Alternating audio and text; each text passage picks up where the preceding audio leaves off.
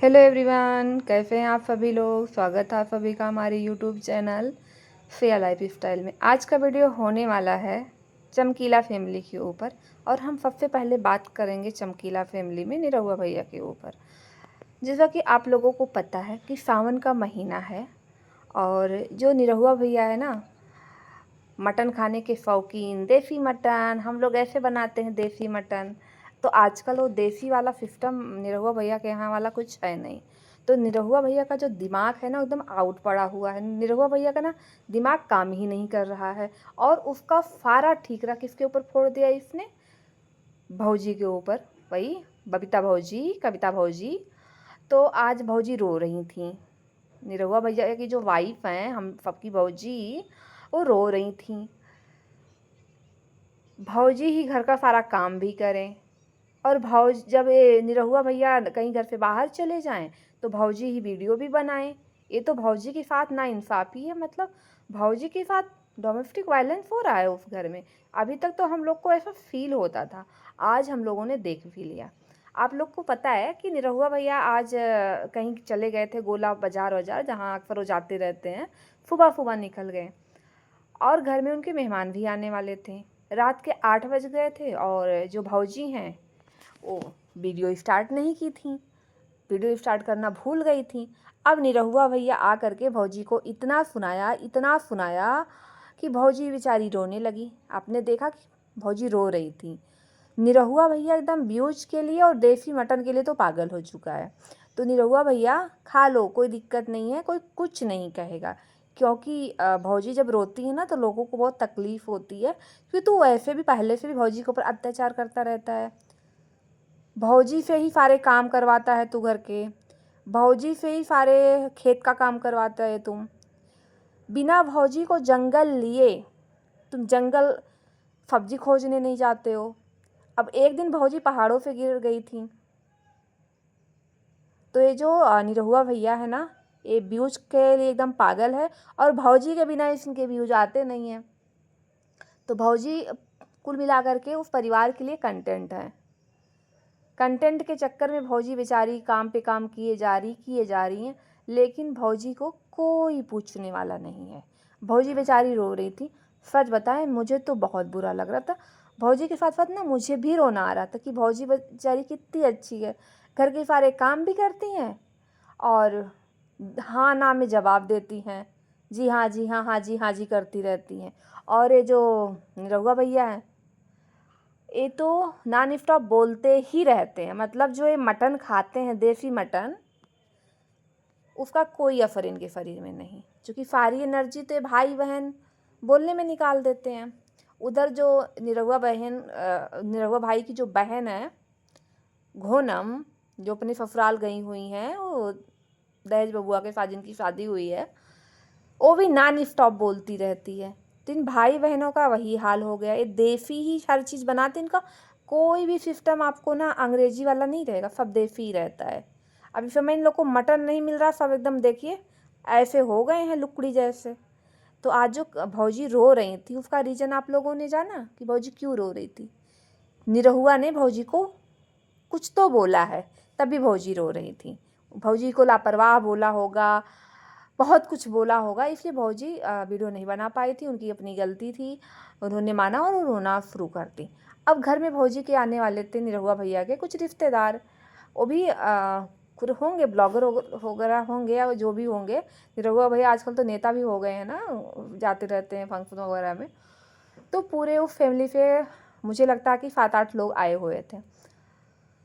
निरहुआ भैया ने इनवाइट तो कर लिया डिनर पे, और डिनर में उनको क्या खिलाया? वैसे तो निरहुआ भैया मशरूम तो ये तो बनाते रहते हैं देसी तरीके से। उनको सिर्फ मिली सब्जी और रोटी। ना आज के खाने में पापड़ था, ना आज के खाने में सलाद था, कुछ भी नहीं था, सिर्फ सब्जी और रोटी। चावल भी नहीं था, जो एक इनके यहाँ पतीला भर के चावल बनता है ना, आज के खाने में चावल भी नहीं था, सब्जी और रोटी। वो भी बेचारे क्या ही सोच रहे होंगे कि इतना दूर आए भी और क्या खिलाएं ये लोग? सब्जी और रोटी। और निरहुआ भैया बोल रहे थे कि सब लोग रुक जाइए, सुबह जाइएगा, क्योंकि निरहुआ भैया तो हर इंसान में कंटेंट खोजते रहते हैं। तो लोग बोले कि नहीं नहीं हम लोग चले जाएंगे, क्योंकि हमें पता है कि उन लोगों का पेट तो भरा नहीं होगा। अब बताइए, 2-2 रोटी दे करके बैठा दिए। अब उन लोग के रात में अगर पेट में चूहे कूदते हैं तो बेचारे क्या करते हैं? अपने घर चले जाएंगे तो कम से कम रात को कुछ खा तो लेंगे। अब निरहुआ भैया सोच रहा था कि हाथी आएंगे रात को तो इन लोग को हाथी दिखाएंगे और वो भी एक कंटेंट हमारा बन जाएगा। लेकिन वो लोग भी निकल लिए, बोले कि नहीं, हाथी हम बहुत देखे हैं और हम खुद अपने आप में हाथी हैं। कि बताइए, इतनी बड़ी बड़ी फरील लेकर के हम लोग आए थे, हमको खिलाए क्या 2 रोटी? बताओ, ये तो उनके साथ नाइंसाफ़ी हुआ ना कि फिर को डिनर पे बुला रहे हो। आप खुद कह रहे हो कि हाथी वाला एरिया है, रात में उनको बुला रहे हो, रात में उनको भेज रहे हो, और खाने में क्या खिला रहे हो?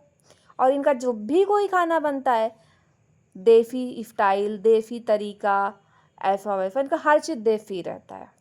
तो आज कविता भौजी रो रही थी, तो ये तो देख करके मुझे बहुत ज़्यादा बुरा लगा। फिर आप लोग को कैसा लगा? मुझे लगता कि सबको ही बुरा लगा होगा।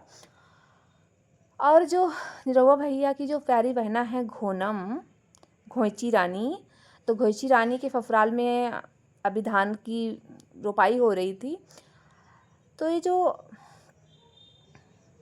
घोंची बहनी है निरहुआ भैया की, ऐसी ही बहुओं की वजह से पूरे मोहल्ले की बहुओं को ताना सुनना पड़ता है। अभी घोंची की शादी कब हुई थी? अप्रैल में हुई थी। और ये जो है जाके धान का रोपाई भी करके चली आई। अब जो बहू रोपाई करने नहीं जाएगी तो उसको सुनाया जाए, देखो घोंची से सीखो, ब्लॉगिंग भी कर लेती है, खाना भी बना लेती, धान भी लगवा लेती है। क्योंकि घोंची का दीदा तो घर के अंदर लगता ही नहीं है, इसलिए घोंची दहेज बबुआ के को लेकर के घूमती रहती है। अगर खेत में दोस्तों कोई भी काम नहीं है तो घोंची कहेगी मैं जा रही हूँ खेत देखने। अरे भाई, कौन खेत देखने जाता? कीचड़ उचड़ में इतना लड़कियां तो मुझे नहीं लगता इतना जाती वाती हैं खेत में, लेकिन उसका दीदा घर में नहीं लगता है, वो हमेशा घूमती रहती है। आज गई हुई थी अपने दहेज बबुआ को लेकर के मेला देखने। मेला देखने गई थी तो फिर घर आई। आज इनका डिनर मुझे लगता है कि घर पे ही हुआ, बाहर नहीं हुआ, क्योंकि ये इनको तो पता ही नहीं है कि रेस्टोरेंट, होटल, ढाबा में अंतर क्या होता है। इनको तो हर जगह होटल ही नज़र आता है। क्योंकि आज होटल का कोई वीडियो इनका नहीं था, तो बोलती सासू माता खाना बनाई हैं तो हम लोग खाना खा लेते हैं। तो मतलब कि मुझे लग रहा है आजकल व्यूज कम आ रहे हैं घोंची बहनी के, और शादी का कर्जा भी इन्हीं के ऊपर है। तो ये आजकल पैसे बचाने लग गई हैं। और घोनम तो चली गई थी रोपाई करने, लेकिन घोनम की जो दोनों जेठानी हैं वो कहीं नज़र नहीं आई।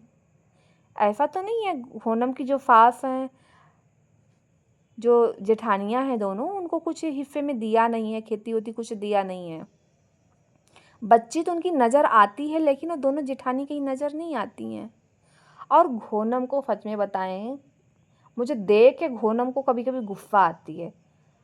घोनम क्या करती है, उसके खेत में रोपाई हो रहा होता तो खाना लेकर के जाती है, मजदूर जो लगे होते हैं उनको खिलाने के लिए। ये अपना भी हिस्सा लेकर वहीं चली जाती हैं मैडम, और फिर इनकी सास इनको भेज देती है कि घर जाओ तुम लोग घर खाना।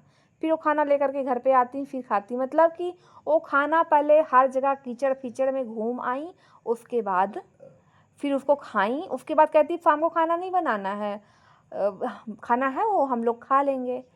आज की वीडियो में फिर इन्होंने यही दिखाया। दोस्तों, खाना वाना बन गया है, अब हम बारी में आ गए हैं। हमारे यहाँ लोबिया बोलते हैं, इनके यहाँ जो भी उसको बोलते होंगे, लोबिया बोड़ा ही हमारे यहाँ बोला जाता है, इनके यहाँ कुछ और बोला जाता है। तो उसको जो है तोड़ ओड़ के ले आती हैं, फिर उसकी सब्ज़ी बनाती हैं। मतलब कि जी, ये सर पे पल्लू रख कर के जो संस्कारी बहू ये बनती हैं निरहुआ भैया